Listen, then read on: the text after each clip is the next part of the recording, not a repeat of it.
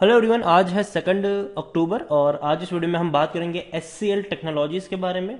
1275 रुपए के आसपास SCL टेक्नोलॉजी का शेयर ट्रेड कर रहा है और एक आग सी तेजी हमने यहाँ पर देखी, लेकिन पिछले हफ्ते हमने यहाँ पर कुछ प्रॉफिट बुकिंग भी देखने को मिली। और ऐसा नहीं कि सिर्फ SCL में ही गिरावट है, पूरे IT सेक्टर में गिरावट हमने देखी। और उसका रीज़न भी ये था कि एक्सपेक्ट किया जा रहा था कि आउटसोर्सिंग से जो रेवेन्यू है वो कम हो सकता है इनका, एटलीस्ट कुछ महीनों के लिए। और यही वजह थी कि शेयर्स टूटना शुरू हुए, चाहे वो SCL टेक्नोलॉजी हो, इन्फोसिस हो, चाहे विप्रो हो, या फिर चाहे वो TCS हो। गिरावट हमें देखने को मिली क्योंकि देखिए इंडियन IT's कंपनी है, वो ज़्यादातर डिपेंडेंट है आउटसोर्सिंग की वजह से। ठीक है, ज़्यादातर उनका जो रेवेन्यू आता है वो इंडिया से नहीं आता है, वो इंडिया के बाहर से आता है। अमेरिका इनका सबसे बड़ा क्लाइंट है, तो वहां से इनके सबसे बड़े रेवेन्यूज निकल कर आते हैं। और अगर वहां से इनका रेवेन्यू कहीं ना कहीं कम होता है तो असर इसका भी देखने को मिल सकता है। और यही वजह थी कि शेयर में आपको कुछ प्रॉफिट बुकिंग नजर आई। लेकिन वीडियो में हम डिस्कस करेंगे कि क्या ये शेयर और नीचे तक टूट सकता है, क्या खरीदारी के मौके हैं, या यहाँ पर थोड़ा और इंतज़ार करना चाहिए। वीडियो को शुरू करूँ उससे पहले अगर आपने अभी तक चैनल को सब्सक्राइब नहीं किया है तो प्लीज़ अभी इसे सब्सक्राइब कर लीजिए, क्योंकि आगे भी बहुत सारे वीडियोस हैं जो आपको काफ़ी ज़्यादा हेल्प करेंगे।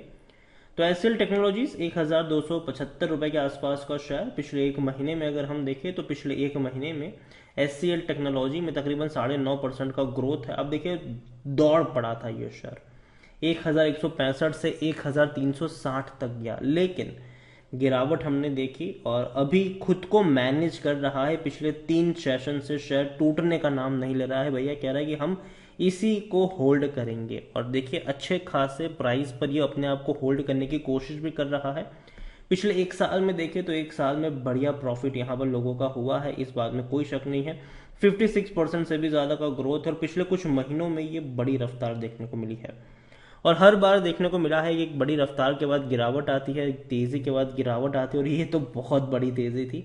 तो जाहिर सी बात है थोड़ी बहुत गिरावट आप यहाँ पर एक्सपेक्ट करके चल सकते हैं। और जो नतीजे भी आने हैं वो भी बहुत ही ज़्यादा इंपॉर्टेंट रहेंगे आने वाले समय में IT कंपनियों के लिए, कि क्या रिजल्ट्स आते हैं, रिजल्ट के साथ साथ क्या कमेंट्री आती है, क्या पॉसिबिलिटीज़ बनती है, वो भी जानना यहाँ पर ज़रूरी होगा। लार्ज कैप शेयर है, 3 लाख 3.5 लाख करोड़ के आसपास का इसका मार्केट कैप है। वॉल्यूम ट्रेड भी 33 से 34 लाख के आसपास का, जो कि कम नहीं है, अच्छा वॉल्यूम ट्रेड है। और ये वो कंपनी है जो आपको अच्छा बोनस पे करती है, अच्छा डिविडेंड पे करती है, और लॉन्ग टर्म के लिए हमेशा मैं इसको रिकमेंड भी करता हूँ। 43.87% की होल्डिंग प्रमोटर लेकर बैठे हैं, 23.22% की होल्डिंग FIs के पास है, 7.24% म्यूचुअल फंड, 3.74 इंश्योरेंस कंपनी वाले लेकर बैठे हुए हैं। SBI म्यूचुअल फंड भी 2.17% की होल्डिंग के साथ, और देखिए डिविडेंड भी अच्छा पे कर रहा है। उसके बारे में हम बात करें उससे पहले दो बड़ी खबर है, उसको अगर जाने तो SCL टेक्नोलॉजीज ने भैया एक मल्टी ईयर डील साइन करी है। बेल्जियम का जो ग्रुप है प्रॉक्सिमस ग्रुप, उनके साथ मल्टी बिलियन की जो डील है वो इन्होंने साइन करी है, जो कि अच्छी बात है। उसके अलावा JP मॉर्गन काफ़ी बड़ा ब्रोकरेज फर्म है, उन्होंने SCL टेक्नोलॉजी में ओवरवेट बताया है इसको, लेकिन फिर भी टारगेट जो है वो 1430 रुपए के आसपास का बताया है यहाँ पर। एक और चीज़ SCL टेक्नोलॉजी के बारे में अगर हम देखें तो भैया according to money control user, SCL technology में हर कोई खरीदने की बात कर रहा है, बेचने की बात कोई नहीं कर रहा है, क्योंकि देखिए कंपनी लॉन्ग टर्म के लिए बेहतर है, शानदार है। देखिए जो भी नई नई कंपनीज लॉन्च हो रही है इंडिया में, या जो भी नए स्टार्टअप्स लॉन्च हो रहे हैं, तो भैया उनको सपोर्ट करने के लिए भी एक बड़ी कंपनी चाहिए, जो ये कंपनियां बनती है। मोतीलाल ओसवाल की खरीदारी की सलाह है, 1400 का टारगेट है। JP मॉर्गन की भी 1430 का टारगेट बताया है उनकी तरफ से। और जो डिविडेंड अगर आप देखें तो 5 बार इन्होंने इस साल डिविडेंड पे किया है, 4 बार पे कर चुके हैं, 5वीं बार इसी अक्टूबर महीने में करने वाले हैं। पहले 4 रुपये पे किया, फिर 10 रुपये, फिर 6 रुपये, फिर 6 रुपये, तो 4 बार ऑलरेडी इस साल कंपनी डिविडेंड पे कर चुकी है, और 5वीं बार करेंगे। कितना करेंगे अनाउंस नहीं है, लेकिन जब रिजल्ट्स आने वाले होंगे सितंबर क्वार्टर के, उस वक्त डिविडेंड के बारे में भी बातचीत चल जाएगी, और कितना होगा वो भी पता यहाँ पर चल जाएगा। बोनस भी देखेंगे तो 19 में पे किया था, 15 में पे किया था, और 2006 में पे किया था। तो कंपनी अच्छा डिविडेंड पे कर रही है, अच्छा बोनस पे कर रही है, और ऐसा नहीं कि कंपनी का परफॉर्मेंस अच्छा नहीं है, बहुत शानदार परफॉर्मेंस है। 47,000 करोड़ का जो रेवेन्यू था वो 75,000 करोड़ तक पहुंच चुका है।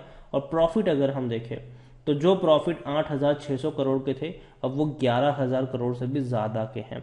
कोरोना काल में आईटी कंपनियों के प्रॉफिट बहुत ही बड़ी रफ्तार में इंक्रीज हुए हैं और ऐसे ही इनके प्रॉफिट आने वाले समय में भी बढ़ते रहेंगे, इसमें भी कोई शक नहीं है। एचसीएल टेक्नोलॉजी लॉन्ग टर्म में डेफिनेटली अच्छा परफॉर्मेंस दिखाया है और बैंक एफडी से भी अच्छा इसने रिटर्न बनाकर दिया है। अच्छा डिविडेंड पेइंग शेयर भी है, हमने देखा भैया साल में 5 बार तो डिविडेंड पे करता है। खरीदने का अभी भी मौका है क्योंकि शेयर ओवरबॉट जोन में नहीं है, कोई भी रेड फ्लैग नजर नहीं आ रहा है। 83% एनालिस्ट खरीदने की बात कर रहे हैं, सलाह दे रहे हैं। 31 का पी रेशियो है जबकि सेक्टर पी भी 38 के आसपास का है, तो महंगा पहली चीज तो नहीं है, सस्ता ही है ये शेयर। और यहां पर हम होल्डिंग्स की बात करें, शेयर होल्डिंग्स की बात करें, कौन खरीद रहा है कौन बेच रहा है, तो भैया रिटेल वालों के पास वैसे भी कुछ ज्यादा नहीं है। 5.26% की होल्डिंग रिटेल और अदर पार्टीज के पास है, उसमें भी जो कोर रिटेलर है आप और हमारे जैसे लोग, उनके पास सिर्फ 3.12% की ही होल्डिंग नजर आई है। प्रमोटर की अच्छी होल्डिंग है, प्रमोटर अपनी होल्डिंग को बेच नहीं रहे हैं, म्यूचुअल फंड लगातार खरीदारी कर रहे हैं। इवन डोमेस्टिक इंस्टीट्यूशन ने हल्की सी बिकवाली जरूर करी है, लेकिन एफआईएल्स ने भी हल्की सी खरीदारी करी है और रिटेल वालों ने भी हल्की सी खरीदारी यहां पर जरूर करी है। तो म्यूचुअल फंड ने खरीदारी करी है, रिटेल वालों ने खरीदारी करी है, डोमेस्टिक और एफआईएल्स ने हल्की सी बिकवाली यहां पर करी है, प्रमोटर जहां थे वहीं पर नजर आए हैं। देखिए एचसीएल टेक्नोलॉजी में यही कहूंगा, देखो ये है तेजी के बाद गिरावट आएगी, थोड़ी बहुत प्रॉफिट होगी। अब जब इस कदर दौड़ता है शेयर तो भैया थोड़ी सी तो गिरावट आएगी और यही वो गिरावट है। 1200 के आसपास मिले खरीद लो, फिर ज्यादा ये नहीं सोचना चाहिए कि अभी और टूटेगा और टूटेगा। और हाँ, नतीजे कैसे आएंगे सितंबर के, उसके बाद की क्या कमेंट्री होगी मैनेजमेंट की, वो भी देखना इंटरेस्टिंग होगा। और उस नतीजे में क्या क्या चीज़ें देखने को मिलेगी, आउटसोर्सिंग चीज़ों से जो रेवेन्यू है उसका कितना इम्पैक्ट हुआ है, क्या हो सकता है, बाकी आईटी कंपनी के क्या रिजल्ट्स आते हैं वो भी यहाँ पर इम्पैक्ट करेंगे और उसी को भी यहाँ पर ध्यान में रखना है। तो किसी एक प्राइस पर बहुत सारे शेयर्स मत खरीदना, टुकड़ों में खरीदारी करने का मौका यहाँ पर जरूर होगा। अगर आपको मान लीजिए कि 100 शेयर खरीदने हैं तो पहले 20 खरीदिए, फिर वेट करिए और हर 100 रुपए और हर 70-75 रुपए की गिरावट में आप 20-20 क्वांटिटी को लॉन्ग टर्म के लिए ऐड करके चल सकते हैं। लॉन्ग टर्म में डेफिनेटली पोटेंशियल है इस कंपनी में कि 1,400-1,500 रुपए तक जाने का दमखम रखता है। डिविडेंड भी पे करेगा और बोनस मुझे लगता है कि इस साल नहीं तो अगले साल आपको यहाँ पर बोनस मिलने के भी चांसेस नजर आ सकते हैं। तो एचसीएल टेक्नोलॉजीज नजर रखिए कंपनी के ऊपर, लॉन्ग टर्म का दमदार खिलाड़ी है। और मैं हमेशा कहता हूं कि भैया आईटी में मुझे 3 कंपनियां सबसे ज्यादा पसंद है, विप्रो, इन्फोसिस और एचसीएल। उसके अलावा टीसीएस और इन्फो एज भी है, लेकिन वो काफ़ी हाई प्राइस पर है, लेकिन जब भी उसमें भी गिरावट आएगी तो वहां पर भी खरीदने के मौके ज़रूर बनेंगे। लेकिन इन 3 कंपनी पर नज़र रखनी चाहिए, जब भी टूटेंगे ये खरीदारी के ही मौके होंगे, पैनिक में आकर बेचने की ज़रूरत नहीं है। वीडियो को यहीं पे एंड करूंगा, पसंद आया हो तो लाइक करो, शेयर करें। चैनल पर अगर पहली बार है तो प्लीज़ सब्सक्राइब करें और एचसीएल टेक्नोलॉजी के बारे में आप क्या सोचते हैं वो भी आप मुझे कमेंट में लिख के बता सकते हैं। Thank you.